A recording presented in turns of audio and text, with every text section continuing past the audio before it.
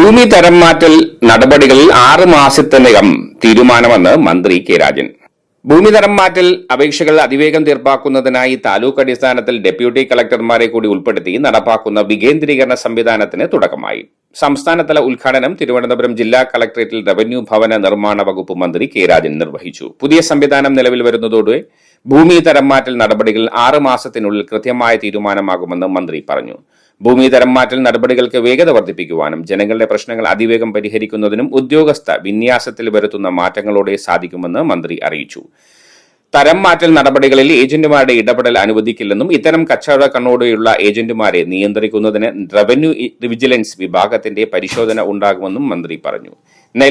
നെൽവയലായാലും തണ്ണീർത്തടമായും സംരക്ഷിക്കുന്നതിനുള്ള പ്രവർത്തനമാണ് കേരള നെൽവയൽ തണ്ണീർത്തട സംരക്ഷണ നിയമത്തിലൂടെ സർക്കാർ നടപ്പാക്കുന്നത്. നിയമത്തിന്റെ അന്തസത്ത പാലിക്കുന്നതിനുള്ള പ്രവർത്തനങ്ങൾക്ക് വകുപ്പ് നേതൃത്വം നൽകുമെന്നും വില്ലേജ് തല ജനകീയ സമിതികൾ, റവന്യൂ അസംബ്ലികൾ, പട്ടയ അസംബ്ലികൾ, റവന്യൂ സെക്രട്ടേറിയറ്റുകൾ തുടങ്ങിയവ വകുപ്പിന്റെ പ്രവർത്തനങ്ങൾ വേഗത്തിലാക്കാൻ സഹായിച്ചുവെന്നും മന്ത്രി കൂട്ടിച്ചേർത്തു.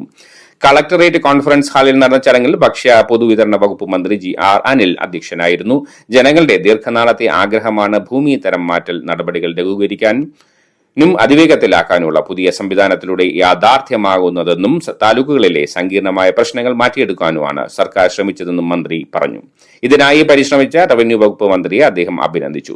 സംസ്ഥാനത്തെ ഭൂമി തരം മാറ്റൽ അപേക്ഷകളുടെ തീർപ്പാക്കൽ ത്വരിതപ്പെടുത്തുന്നതിന്റെ ഭാഗമായി കേരള നെൽവയൽ തണ്ണീർത്തട സംരക്ഷണ നിയമ ഭേദഗതിയിലൂടെ റവന്യൂ ഡിവിഷണൽ ഓഫീസർമാർക്ക് മാത്രമുണ്ടായിരുന്ന അധികാരങ്ങൾ ഡെപ്യൂട്ടി കളക്ടർമാർക്ക് കൂടി നൽകിയിട്ടുണ്ട്. ഇതോടെ സംസ്ഥാനത്തെ 27 റവന്യൂ ഡിവിഷണൽ ഓഫീസുകളിലായി സബ് കളക്ടർമാർ അല്ലെങ്കിൽ RDOമാർ നിലവിൽ നടത്തിവരുന്ന ഭൂമി തരം മാറ്റൽ നടപടികൾ ഇനി മുതൽ വികേന്ദ്രീകരിച്ച് താലൂക്ക് അടിസ്ഥാനത്തിൽ 71 ഡെപ്യൂട്ടി കളക്ടർമാർ ചെയ്യും.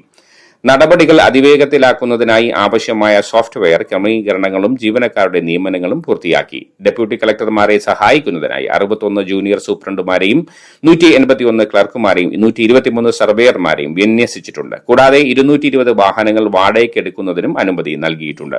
ഭൂമി തരം മാറ്റൽ നടപടികളിൽ ഡെപ്യൂട്ടി കളക്ടർമാർക്കും മറ്റ് ജീവനക്കാർക്കും പരിശീലനവും നൽകും.